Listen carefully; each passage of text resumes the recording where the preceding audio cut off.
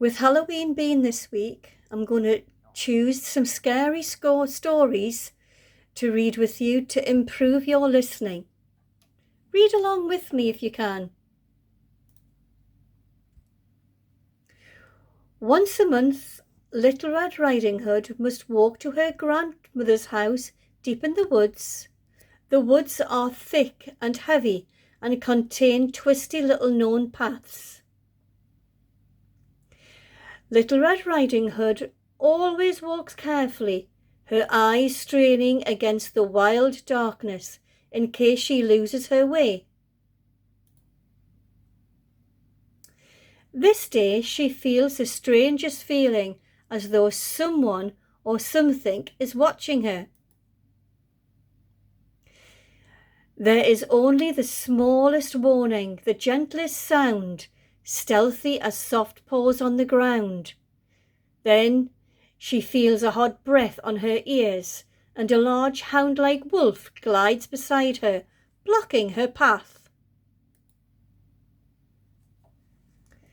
She freezes on the spot, arrested by his large hulking form. "Don't be frightened," he growls. "I would hardly hurt a girl, especially one as sweet as you." And because Little Red Riding Hood dares say a word, he continues. "Look at you in your pretty little red hood and your lovely scared eyes. I'm not a monster." To prove this, he gave a loud, wild, barking laugh. That laugh is more fearsome than if never laughed at all. Little Red Riding Hood withdraws deep into her hood. "Don't say much, do you?" he barks, still laughing. "Where are you going, little girl with the hood?" As Little Red Riding Hood was raised to be polite, she manages to utter, "To my grandmother's house," without hardly meaning to. The wolf's glance falls on her little basket, filled with all sorts of delicious food. Rosy apples and warm loaves from the oven, peppers, cucumbers and boiled eggs, cosy tea candles, and tucked in her pocket where he cannot see, some matches to light them. "Pass then," he growls, and disappears into the thick trees beside the path. Little Red Riding Hood's heart beats in her throat. She picks up her soft slippers and runs swiftly the rest of the way to her grandmother's house, feeling the pebbles through her soles, the twigs catching her hair. But of course, wolves run faster than little girls. At grandmother's house, a fine wisp of smoke trails from the chimney, and the garden smells vagrant of winter roses. Little Red Riding Hood thinks she hears grandmother scuffling around in her wooden shoes, perhaps steeping the strong rosehip tea she likes to make for her granddaughter.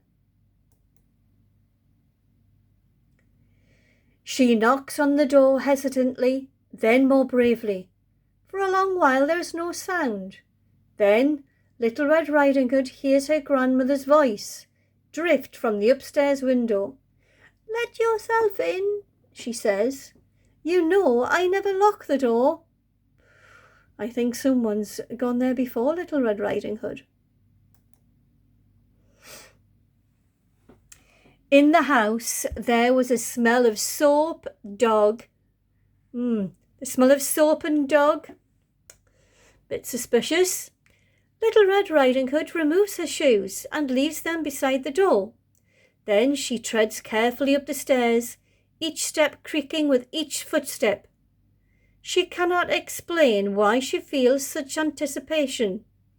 Surely, grandmother's house has always smelled of dog, mixed with clean smells and food smells, so even Little Red Riding Hood starting to wonder, what is the smell of dog? But there is her grandmother, she's in bed, her sheets pulled high below her eyes. "There you are, lovey," she said huskily. "Come in and give your old grandmother a hug." But Little Red Riding Hood hesitates in the doorway. A draught comes from the open window. "Grandmother," she said softly, "what big eyes you have. All the better to see you with, my darling. Come closer so these old eyes can see you. And what a hairy face you have," she stammers. "All the better to kiss you with, my darling. Come close, you'll see it is silky." And as she says so, Little Red Riding Hood catches a glimpse of her incisors. "What great big teeth you have, Grandmama," she cries, shocked. "All the better to eat you with," the grandmother suddenly barks and throws off the covers. The wolf, dressed in grandmother's clothing, swallows Little Red Riding Hood whole. In the wolf's stomach, Little Red Riding Hood can see no light. She remembers the match in her pocket and strikes it. There she sees the ruins of his last meals, tin cans and bones, and 3 other girls like her with large eyes in the darkness. "What miracle is this?" the girls whispered, tears in their eyes. "You brought the light." Little Red Riding Hood knows what to do, and she passes round the matches to the girls, and they light them. They set light to the wolf from the inside. He lets a great roar, flames pouring out from his monstrous jaw. The girls are shot out with flames as they were flying on dragons. Back in the bedroom, they watch the wolf howl as he escapes in the darkness. Only the smell of singed fur remains in the room. Grandma is in the cupboard and the girls release her. They embrace and kiss one another, and they feast on the bread and fruit in the warm kitchen. And the girls forevermore carried matches in their pockets. The end. So I just thought I'd put a little scary picture of what the wolf could be if those matches burned through his skin, but they didn't. He spat them out just in time. I hope you've enjoyed this retake of the Little Red Riding Hood. It's just made for Halloween. Happy Halloween, everyone. Hope you get lots of treats when you go trick-or-treating. Bye-bye for now.